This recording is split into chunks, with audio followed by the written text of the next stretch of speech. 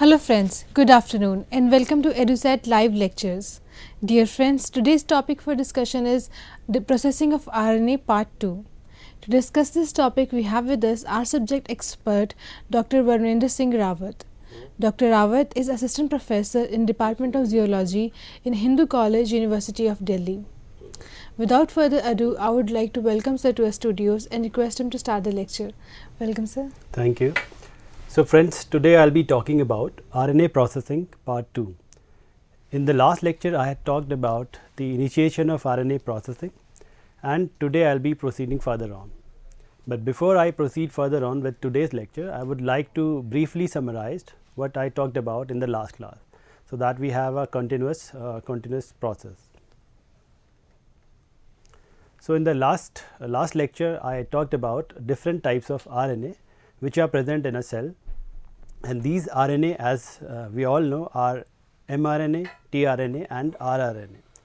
The mRNA is messenger RNA which carries the information from DNA and is further translated into proteins in the ribosome. The ribosome is the site where actual translation occurs, and ribosome is made up of a complex of proteins along with another type of RNA known as ribosomal RNA. The adapter molecule which brings the amino acid specific to codon of the messenger RNA in a particular position is known as tRNA, that is transfer RNA. All these RNAs are transcribed inside the nucleus in eukaryotes, whereas in prokaryotes there is no nucleus, so the transcription occurs as such, and there is not much of further processing. Whereas in case of eukaryotes, all these RNAs are further processed to give a mature RNA which has a secondary structure which is capable of carrying out its function. There are various processes by which RNA can be modified, and these processes, as I talked about in last lecture, are cleavage, exonucleolytic degradation, nucleotidal transfer, chemical modification of bases, nucleotide excision and replacement. Cleavage basically involves cleaving of a polycistrionic molecule which contains rRNA or tRNA in series, in tandem. So, cleavage basically leads to separation of individual rRNA and tRNA molecule. Exonucleolytic degradation is basically removal of ends from the rRNA and tRNA, removal of nucleotides from either 5' end or 3' end, so that the mature molecule is generated. And nucleotidal transfer is basically associated with transfer RNA, wherein a trinucleotide, that is CCA, is transferred to transfer RNA, because this is the region which will accept the amino acid. Also there is chemical modification of bases, it might occur, and it is very much prevalent in tRNA and snRNA. tRNA has a number of modified bases, and the percentage can range as much as 10%, whereas mRNA and rRNA occasionally also undergo methylation. Another method is nucleotide excision, wherein certain nucleotides can get excised and hypermodified guanosine residues in tRNA can get inserted in their place.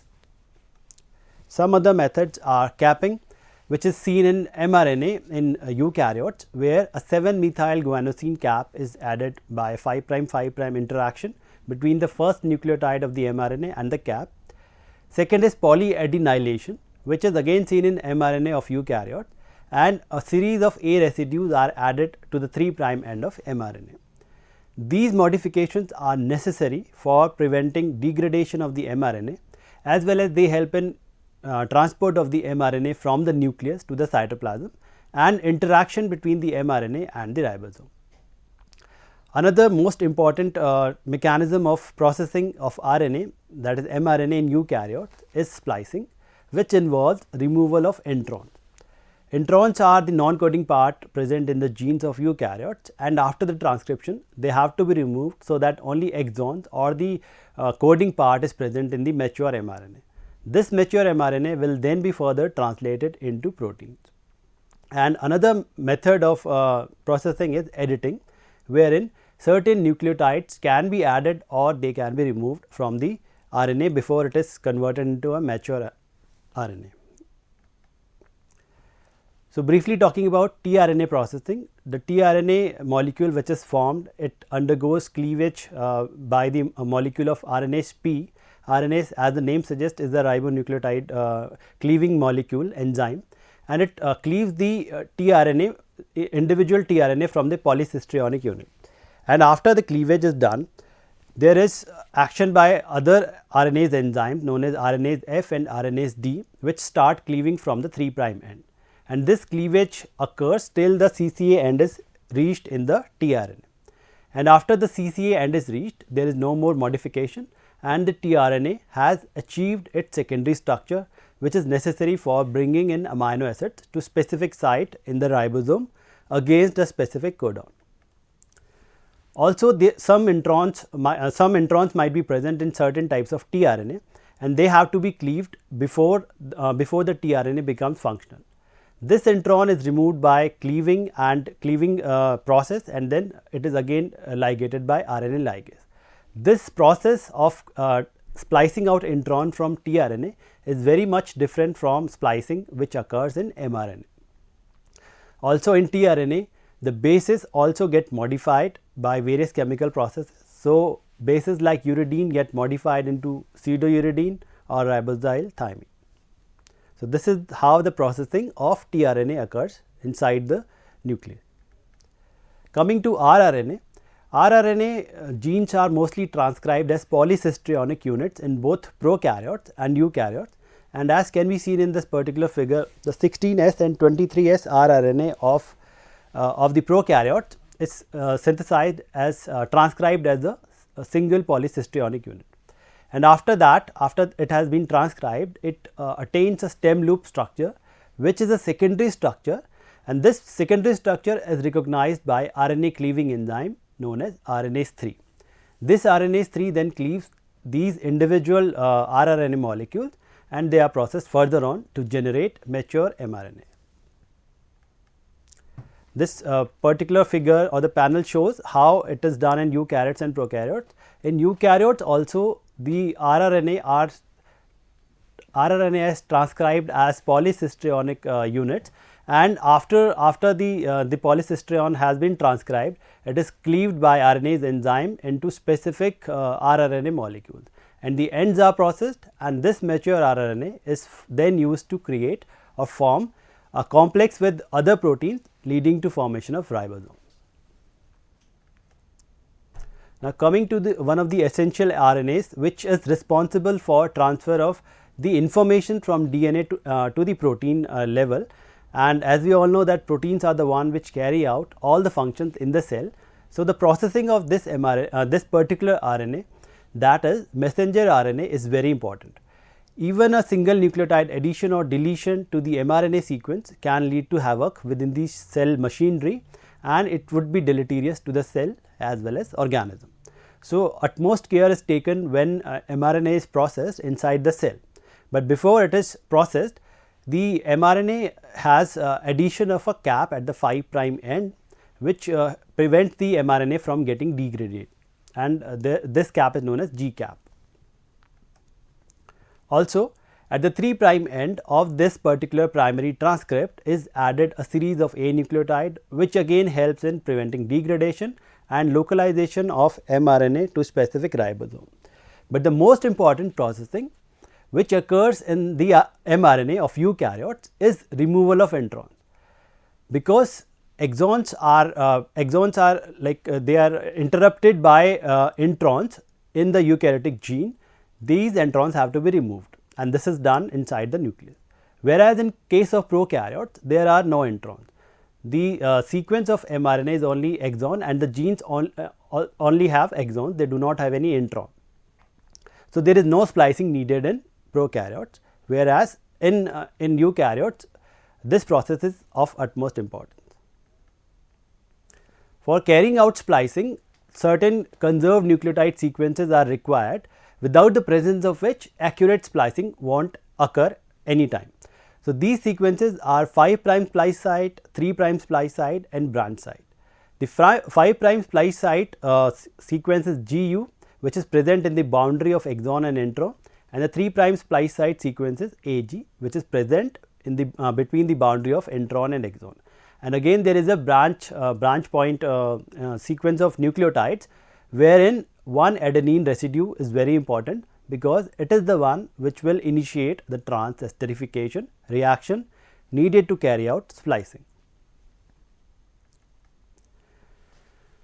This adenine residue has OH at the carbon 2, and this OH makes a nucleophilic attack at the phosphate between the exon intron boundary at the 5 prime splice site. Because of this particular attack, a cleavage reaction occurs, and the first exon, which is toward the 5 prime, is cleaved, whereas a lariat is formed, but this lariat shaped intron is still attached to another exon at 3 prime site. The OH group at the 3 carbon location in the first exon now makes a nucleophilic attack between to the second exon at the intron-exon boundary, that is the 3 prime splice site. Once this trans-esterification reaction is brought about, the 2 exons are spliced together, and the intron in the shape of lariat is excised. This intron is further cleaved immediately. So, now we have 2 products, one is intron excised out in the form of lariat, and we have exons which are spliced together, and these spliced exon code for the mature RNA, and they will be further translated into proteins. The mechanism by which this particular splicing occurs, it is most of the mRNAs are dependent on spliceosome for carrying out this particular reaction. Spliceosome is a complex of proteins and snRNAs. snRNAs are small nuclear RNAs, and along with ribonucleoproteins they make snRNPs. There are 5 snRNPs, U1, U2, U4, U5, U6, and these snRNPs together make the spliceosome. But all of them do not carry out splicing reaction at one go. At a given time, few of the splicing machinery or few of the complexes are attached to the mRNA, and they start or initiate the trans-esterification reaction. As can be seen in this particular figure, the first one to bind the mRNA are U1 snRNA and U2 AF, which is an auxiliary factor, which is not any snRNP. This U2 auxiliary factor helps in binding of U2 snRNP. After U1 and U2 snRNP are bound, U2 AF is removed, and after that a tri snRNP that is made up of U4, U5 and U6 snRNP come and attach to this particular complex. After this attachment, U1 moves out of the complex, followed by U4, and what is left is U6, U5 and U2. The snRNA of U6 and U2 make complementary interaction and create an active site. This active site creation leads to exuding out of A residue from the branch point site, and this A residue with the help of its 2 prime OH group makes an attack at the exon intron boundary. And after this attack is made, a free 3 prime OH group is created in the first exon, and this leads to second trans-esterification reaction, where the OH group makes an attack at the intron-exon boundary. So, the 2 exons are spliced and we have an intron which is removed in the form of lariat.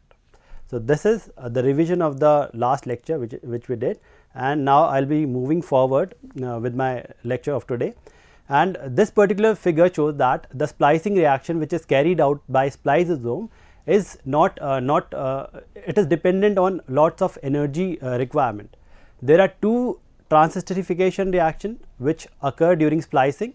2 bonds are broken and 2 bonds are made. So, as such, no energy is required for this particular chemical reaction, but the machinery which carries out this particular chemical reaction requires an assemblage of a large number of proteins, requires the assemblage of the snRNPs and along with them auxiliary proteins. So, this assemblage and removal and addition of auxiliary proteins requires conversion of utilization of energy in the form of ATP. So, all in all, single splicing event leads to expenditure of a great amount of ATP molecules. So, how does the machinery ensure that a correct splicing site is recognized and the cut is made at a proper site? Because as we know, there are only 4 nucleotides in RNA, and sequences like GU and AG, which are the conserved 5 prime and 3 prime splicing sequences, they might be present million of times in the RNA. So, how is it ensured that the spliceosome makes cut at the correct points, so that only exons are spliced and intron is not included in the mature mRNA. So, first point is that the recognition signals of mRNA are recognized by a series of snRNA. So, as we see in this particular panel in the figure A, exon the boundary between exon 1 and intron is recognized by U1 and U6 snRNA. So, the same sequences of mRNA are getting recognized by U1 snRNA, and after a number of steps it is getting recognized by U6 snRNA. So, it is highly unlikely that U1 will recognize a wrong sequence and it will be followed by a recognition with of U6 of a wrong sequence. So, this is one mechanism which guards against inappropriate splicing of the mRNA. But the problem is not only this. Human genes have average human genes have 7 or 8 exons which can be spliced in 3 or more alternative forms. But there are genes which have much larger number of exons, like gene Titin, which has about 363 exons. And to compound the problem is the fact that exons are smaller in size compared to intron. Whereas the average exon is about 150 nucleotides long, the average intron is about 3000 nucleotides long. So, the chances of making a random and a wrong cut are very high. So, how does cell overcome this problem? The errors which might be produced by this particular wrong splice site selection can be seen in this particular figure. If a wrong splice is made, exon might be skipped from the mature mRNA transcript. As can be seen in the left panel, there are 3 exons and the pre-mRNA is transcribed. It has 3 exons and 2 introns. However, if one of the exon is skipped during splicing, then only the exon number 1 and 3 will be spliced together, leading to formation of a shorter and miniature mRNA compared to the normal one, which will be having 1, 2 and 3 exons in the mature mRNA. Or the problem might be that there is a wrong splice site selection. If the wrong splice site is selected, then only a small portion of the exon might get included in the mature mRNA, or if the splice site is selected in intron, then a small portion of intron might get included in the mature mRNA, which will ultimately lead to changing of the reading sequence, and it might have deleterious consequences to the organism if the protein formed is not functional. So, the accuracy of splicing is further enhanced by RNA polymerase II enzyme. Apart from the fact that specific snRNA recognize specific nucleotide sequence in mRNA, the second thing is that during transcription, RNA polymerase carries with it a complex of proteins, and among these proteins at the 3 prime tail of the RNA polymerase are spliceosome machinery proteins. So, as soon as transcription starts and the first 5 prime splice site of the first intron comes out from the transcription machinery, it is bounded by the U1 snRNA, which is being carried by the RNA polymerase II. When the transcription proceeds further on and the 3 prime splice, the first 3 prime splice site comes out, then this 3 prime site is loaded with U2 auxiliary factor. So, all in all, what happens is, as the transcription is proceeding, the sites, the splice sites, 5 prime splice site, 3 prime splice site are getting loaded with specific hnRNPs, which will be required for carrying out splicing reaction at these particular sites. So, this process diminishes that the chances of exon skipping, and all the exons will be included in the mature mRNA. The third very important process which ensures that splicing is correct is use of SR protein. These are serine arginine proteins which are very much essential for carrying out correct splicing. These proteins recognize a specific nucleotide sequence in exon known as exonic splicing enhancer sequences. As seen in the figure, ESC sequences or exonic splicing enhancer sequences are the ones which will be bound by SR protein. Once these SR proteins are bound to these sequences, they will cause recruitment of specific spliceosomal proteins like U2AF protein at the 3' splice site and the U1 snRNP at the 5' splice site. These SR proteins belong to a family of protein which have a common structure, common domain structure, and they have a RNA binding domain and they have a dipeptide rich domain which are rich in serine and arginine. These proteins are involved in many aspects of splicing, but the most important aspect is that they bind to exonic splicing enhancer and stimulate the recruitment of spliceosome at the adjacent sites. It is known that most of the exon carry EAC and they require SR proteins for exon recognition, and these proteins enhance the efficiency of splicing as well as they regulate splicing. These proteins might be constitutively expressed or they might get expressed under specific physiological conditions, and the expression of different types of SR protein is also dependent on the cell type. So, one cell type might be expressing a given SR type protein and another might be expressing another type of SR protein, but all in all the function of SR is very much important in recognizing the correct splicing site and carrying out correct splicing reaction in the primary transcript, so that mature mRNA is formed which is normal, which is not aberrant or mutant mRNA. Apart from the spliceosome I just now discussed, which is also known as major spliceosome, because most of the mRNAs in eukaryotes use that particular spliceosome for carrying out splicing. There are other spliceosomes like minor spliceosome which are found in the organelle mRNA of eukaryotes, of the lower eukaryotes, and the minor spliceosome also carries out similar reaction, but the difference herein lies in the sequence which are recognized by the spliceosome machinery. So, here we can see that the sequence is AU and AC, whereas in case of major spliceosome it was GU and AG. Rest all the reaction, chemical reaction, that is transesterification, breaking of bond and formation of the bond is similar, except that the snRNPs which will be utilized for carrying out this particular spliceosome reaction is different from those snRNPs which are used in major spliceosome. So, herein instead of U1 it is U11, instead of U2 it is U12, and there are specific U4 and U6 snRNPs for this particular spliceosome, though they share common U5 snRNPs. However, the reactions which are carried out are similar as those of major spliceosome.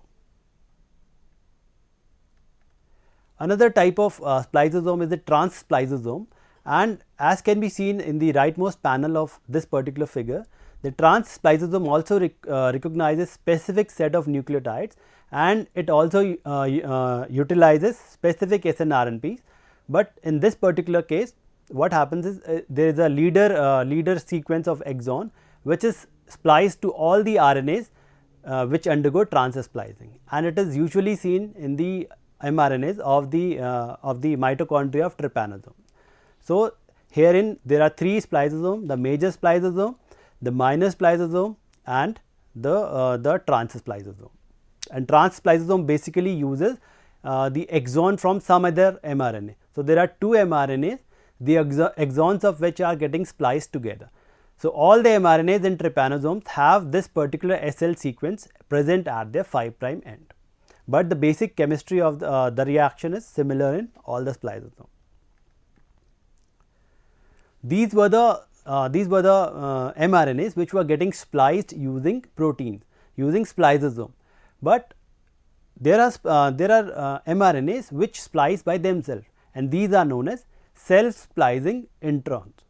Self-splicing introns are present in various organelle mRNA of the lower eukaryotes, and herein what happens is there is no use of protein.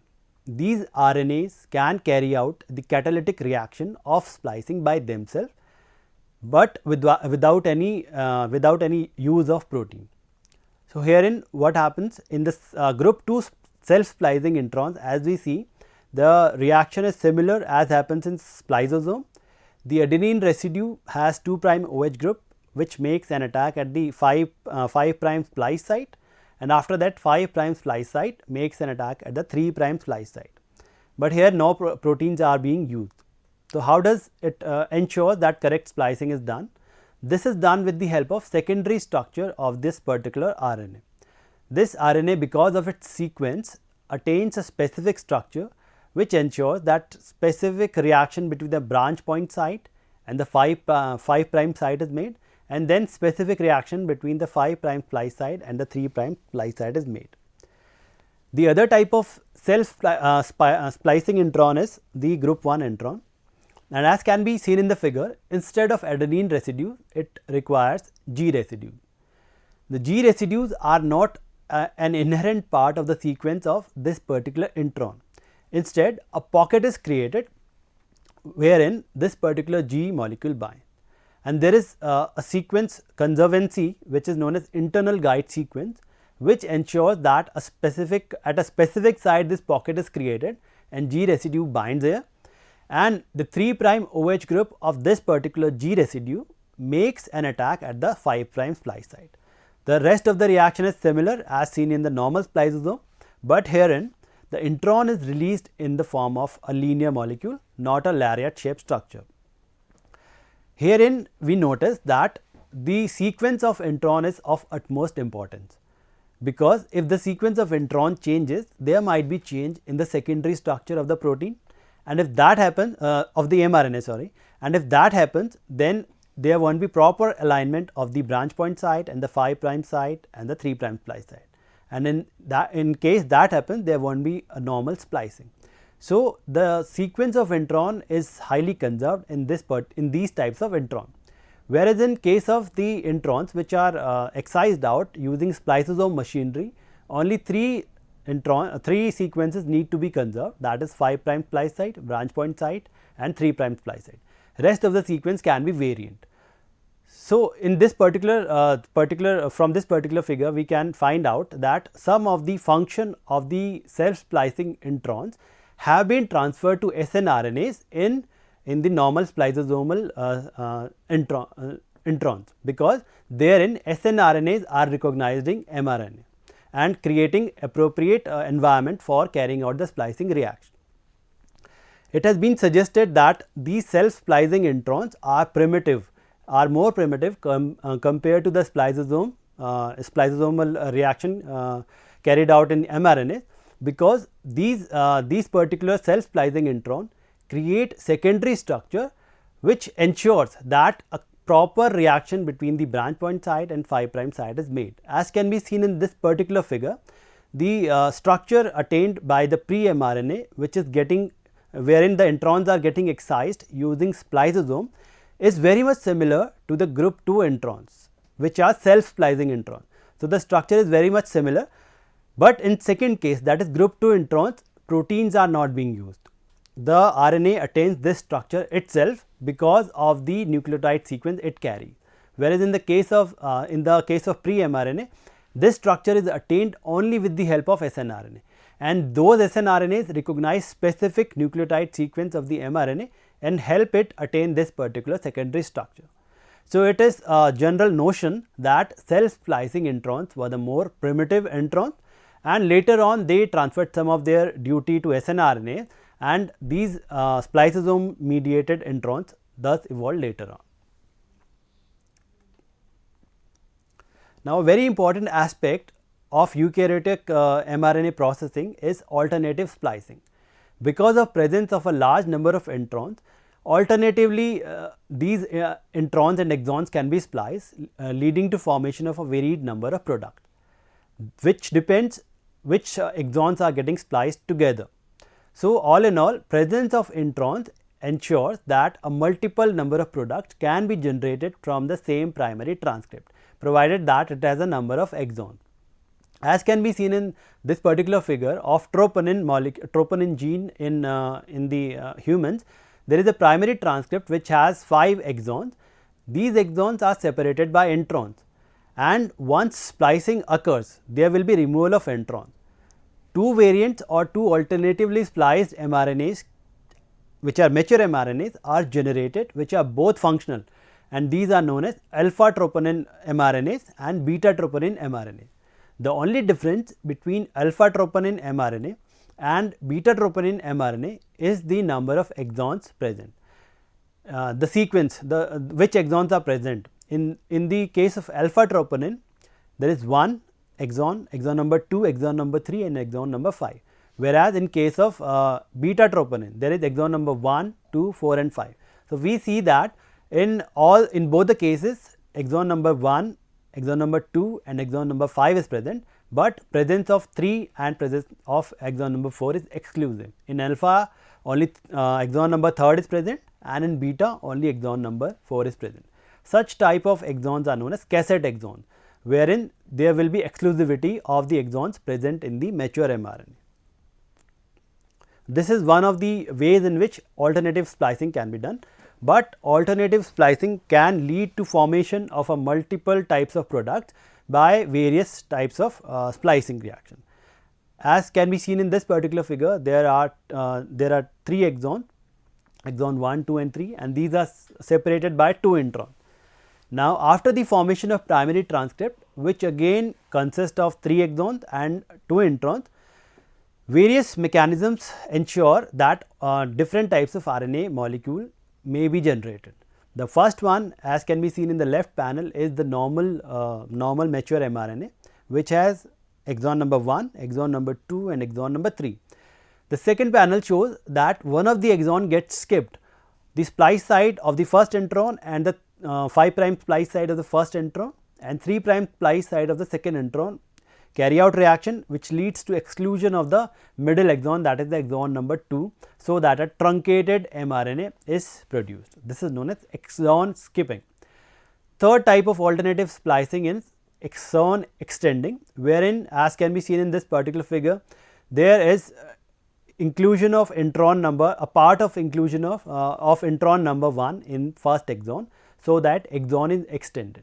Now, whether this mRNA leads to functional protein depends on the sequence of the intron. If any stop codon is encountered in this particular intron, then the translation of this mRNA will be aborted. Fourth type is when a complete intron is retained, because only one splicing reaction occurs and only one of the intron is excised, and the second intron remains in the mature mRNA transcript. Again, whether this protein, the protein formed from this mRNA is functional depends on the sequence of the nucleotide of intron. And the last panel shows that there can be use of alternative exons in the mature mRNAs. With exon number 1, either exon number 2 can get spliced, or with exon number 1, exon number 3 can get spliced. All in all, this ensures that a primary transcript which is generated from a given gene, it can undergo splicing by various methods, and it can produce a number of variant mature mRNA. One example which can be shown as of alternative splicing can be shown as that of simian virus 40 T-antigen. SV is a virus of monkey, that is why it is known as simian virus 40, and the T-antigen gene, it has got 2 exons and it is spaced by 1 intron. The intron has 2 splice site for the 5 prime region, which can be seen as 5 prime SST site and 5 prime small SST site. The 3 prime SST site is only one site present in the intron. Now, there can be alternative splicing, wherein the first capital SST site can be used, 5 prime site can be used along with the 3 prime capital SST site. This will lead to exclusion of the entire intron and splicing of exon 1 with exon 2. Whereas, the second alternative splicing can be between the 3 prime SST site and the 5 prime small s T site, which will cause exclusion of only a small portion of the intron, and a major portion of intron will be included in the mature mRNA. Now, if that happens, as can be seen in the left panel, if that happens, the stop codon which is present just 3 prime to the 5 prime capital S capital T site, this stop codon will ensure that mRNA is not translated further from this particular site. And if that happens, small t AG, that is small t antigen, is produced. But if the intron is excised completely, then exon 1 and exon 2 will get spliced together, and a normal antigen is produced known as capital T antigen, which is much larger in size compared to the small t antigen. And both these antigens have their specific function.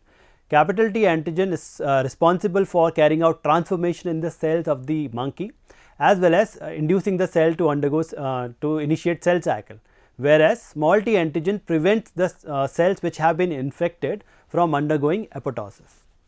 So, a single gene, a single primary transcript, it can lead to formation of two products which are having different functions, and this is all because of alternative splicing. Now, there are various mechanisms which ensure that there is mutually exclusive splicing occurs during alternative splicing, and these can be this can be seen here, that there can be steric hindrance between the introns. If the intron size is so small that the 5' splice site and the 3' splice site cannot be bound by the spliceosome machinery at the same time, then alternate 5' splice site and 3' splice site can be used in the primary transcript, leading to generation of varied product. So, this ensures that varied products are formed by splicing because of steric hindrance. As can be seen in the figure B, there can be exclusion of the exon 1, or there can be exclusion of intron 2 and intron 3 along with the exon 3. So, the product here formed will be having exon 1, exon 2 and exon 4, whereas in the panel C, there will be exclusion of intron 1, exon 2 and intron 2 along with intron 3 exclusion. So, the final product which will be formed will be having only exon 1, exon 3 and exon 4, as we saw in the case of troponin. Now, the other method which ensures that there is mutually exclusive splicing is combination of major and minor splice site. Major and minor splice site can be present in the same mRNA in the same intron, and this helps in ensuring that multiple types of product are formed. As can be seen in the upper panel, there are various minor and major spliceosome site of 5' and 3' sites, and once these are spliced, these lead to formation of a mature transcript which will be having different exon combination.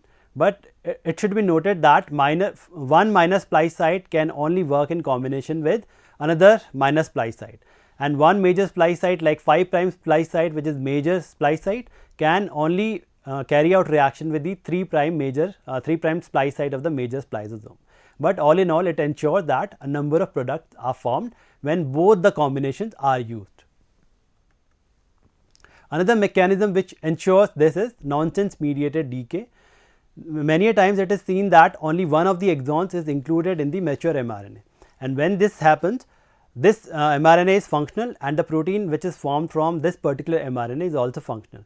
But if both the exons are included, or if both the exons are included, this mRNA will be degraded and there won't be formation of any further product. So, in a kind it helps in ensuring that only specific types of protein products are formed.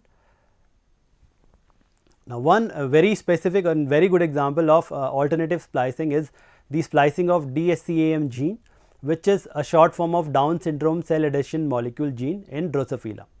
Now, this particular gene has a number of exons. There are about 25 exons, of which 4 are having multiple sequences.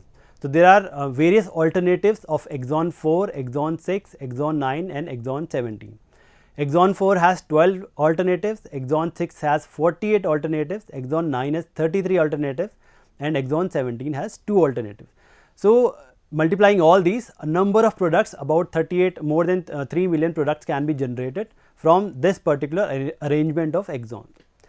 The exon 17 codes for transmembrane segment, which lead to projection of protein from the cell membrane, and there can be 2 alternatives for this particular segment. The fibronectin domain is coded by other invariant domains, and this is common in all the variants, and the Ig repeats are those which are coded by these exon number 4, exon number 6 and exon number 9. So, there can be various alternatives for this particular domain. This particular gene is responsible for formation of neuropatterning in the brain of the Drsosphila, and also it is responsible for immune response in Drosophila. Now, what exactly happens? How these various exons are used in creating number of alternatively spliced products. We see here that after exon 5 comes exon 6, and there are various variants of exon 6.1, 7, and there will be about 48 variants of this particular exon. Each exon is preceded by a selector sequence. Exon 6.2 will be preceded by a selector sequence, exon 6.1 will be preceded by a selector sequence, every exon 6 will be preceded by a selector sequence. These selector sequence might be somewhat different in their nucleotide sequence, but they have a common property, which is that they bind complementarily to docking site which is present between exon 5 and exon 6. The exon whose selector sequence is bound to docking site is the one which will be spliced with exon 5. All the other exons will be covered with repressor proteins and they will not be spliced with the exon 5. So, this mechanism ensures that a specific exon variant of exon 6 can bind to specific docking site, and this particular exon will be spliced. All in all, this generates a number of products, alternatively spliced products which ensures the variation in proteins thus produced. This particular figure shows that the selector sequence of 6.1, where does it bind with the docking sequence which is present between exon 5 and exon 6. They are binding at different site, but they have overlapping region for binding also, and once one region is bound, another exon cannot bind here. The alternative splicing is regulated by repressors as well as activators. As can be seen in this particular figure, whenever a repressor site is bound by a repressor, the splicing machinery cannot bind there. So, if a repressor is bound, the alternatively spliced molecule cannot be generated, it will remain unspliced. Whereas, if a repressor is not bound to repressor site, then splicing machinery can bind to that particular site, which is the activator site, and it can lead to splicing of the mRNA. One example of repressor which can be given is that is of RNPI, which binds to the exon of HIV, which is human immunodeficiency virus, pre-mRNA, and it leads to exclusion of exon in the final mRNA. This repression block can be removed by activator SV40 if it binds before the repressor binds. And there is another protein known as SF2ASF, which is again an SR protein, which has a greater affinity for the activator and which can bind to the activator, and it will not let RNPI to go and bind to this particular site. There can be inhibition of splicing by hnRNPI, which is a protein of humans, and as can be seen that hnRNPI binds to specific repressor sites, and once they are bound, by their interaction between themselves, they might lead to excluding out the exon, so that it is not spliced properly, that particular exon is not spliced. Or secondly, hnRNPI can recruit more hnRNPI, so that they block the site where spliceosome will be bound. So, in this way repression modulates the alternative splicing. Activators can also regulate alternative splicing. If an activator is bound to the activating site, it can recruit the splicing machinery and carry out splicing reaction between the two exons. But if activator is not present at that particular site, there will not be any splicing reaction. And one example is that of Drsosphila half-pin protein, which regulates alternative splicing of pre-mRNA in the ovaries of the Drsosphila fly. One very important example which can be cited here of alternative splicing is that of the gene which determines the sex of the Drsosphila fly, and that particular gene is known as SXL gene. Sex lethal gene is the full form of that particular gene. Now, this SXL gene can be produced in alternative manners, because it has got two promoters, which is dependent on the ratio of the X chromosome present in the flies to the set of autosomes present in the fly. The females have 2 X chromosomes and 2 set of autosomes, whereas males have 1 set of one X chromosome and 2 set of autosomes. So, the ratio for females is 1, whereas that for males is 0.5. Now, there are two genes known as cis A and cis B genes, which are produced in very large quantity in females, because it has got 2x chromosome, whereas it is produced in very low quantity in males. And there is another protein known as deadpan protein, which is the repressor for this particular gene. Now, cis-A and cis-B gene helps in binding to the promoter of this SXL gene at the PE site, and this leads to formation of SXL protein. Whereas, because the quantity, the ratio between the deadpan and cis-A cis-B gene is very less in males, it cannot bind to the PE site, and there is no transcription of SXL gene, and SXL protein cannot be produced. Whereas, in case of females, early SXL protein is formed. After some time into the embryonic development, this promoter cannot be accessed by the transcription machinery, and all the transcription will be done from the PM site. Now, this PM site has, as can be seen is here, that the transcript which will be formed from the PM site will be having one extra exon.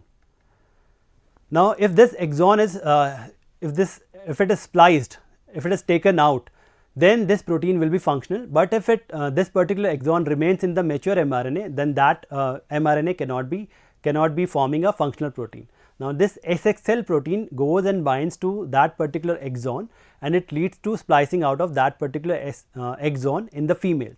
So, the females are forming SXL protein again, whereas in case of males there is no formation of SXL protein. This SXL protein again leads to transcription of other gene known as tRNA gene, and the product of that tRNA gene, which is tRNA, it again binds SXL protein, leading to alternative splicing. The product which is formed in males, because it does not have SXL protein, it will be having one extra exon, and the product will not be functional. Whereas, in case of males, the product will be functional because of SXL repression. The product of tRNA gene is tRNA protein, and this tRNA protein goes and binds to another transcript of DSX gene, and this activates the splicing process. Whereas, in males there is no tRNA product, it cannot go and bind to DSX primary transcript, and the mature mRNA which is formed is different from the one which is formed in the female. So, the DSX protein which is formed in female, the variant of DSX protein, it represses male genes and it activates female genes, leading to formation of female, whereas the male protein represses female genes and leads to formation of males. Now, many defects in pre-mRNA splicing can lead to many diseases in humans as well as animals also. Like if there is alteration of recognition of sequence for splicing, it can lead to beta thalassemia, one of the variants of beta thalassemia, where there is mutation of TT-GGT sequence to TT-AGT. So, that a normal splice site is created in intron and the product form is mutated. There is another disease which is known as familial isolated growth hormone deficiency type 2, which again causes defect in the splicing of pre-mRNA of growth hormone. And the third disease is Fraser syndrome, which leads to urogenital syndrome, where there is defect in formation of urogenital tube and organ. Another type of disease, which is a type of dementia and a form of cystic fibrosis, is resulting because of change in recognition sequences of splicing. There can be mutation in the genes which are coding for splicing machinery, and one example is that of retinitis pigmentosa. Many mutations can lead to this particular disease, but one such variant is when the splicing machinery genes are mutated. This leads to degradation of retina, and it leads to progressive blindness. This happens because of mutation in genes for the spliceosome. Because rhodopsin is continuously recycled in retina, it is assumed that the heterozygous individuals show effect in retina only and not in the other body part. Another such effect is seen in spinal muscular atrophy, where progressive loss of motor neuron occurs and the individual dies after a certain duration of time. These are the mutations which occur in the splicing machinery. Some mutations can occur in the somatic cells, like the mutation in cell cycle regulator P73, which leads to a faulty product, and this leads to squamous cell carcinoma. So, all in all, what I mean to project is that any defect in splicing machinery can cause a number of diseases in humans. Now, why do introns exist in eukaryotes? Why do they not exist in introns? There are two theories regarding this. One is intron early model and one is intron late model. Intron early model suggests that introns were present in prokaryotes, but over the course of evolution, these introns were removed from the genome of the prokaryote, because these organisms had small cell cycle, small multiplication time. So, they wanted the genome to be smaller in size, and only that part of the genome should be there which is coding for certain protein. So, therefore, introns were excised. Whereas, intron late model suggests that introns were not present initially in the prokaryote, but by method of transposition or certain other method, these introns were inserted in the genomes of prokaryote, which then change into eukaryote. Now, there is no conclusivity regarding this particular aspect, whether introns were present earlier on or they were inserted later on. But the presence of intron does ensure that multiple types of proteins can be produced from the same gene. As we have already seen that alternative splicing helps in producing a number of genes from a single primary transcript. Having introns in the genome, it helps in producing n number of protein products, as well as it helps in creating new genes. And how that occurs? This occurs with the help of exon shuffling. Now, what is exon shuffling? Exon shuffling is basically movement of exon from one gene to another gene, so that a new type of gene is created, or duplication of exon, so that in one particular gene a series of such particular sequence are created. And this is ascertained by certain features of the exons. Each of the exons in eukaryote, it codes for one of the domain of the protein. So, as can be seen in this particular figure, there are exons, two exons.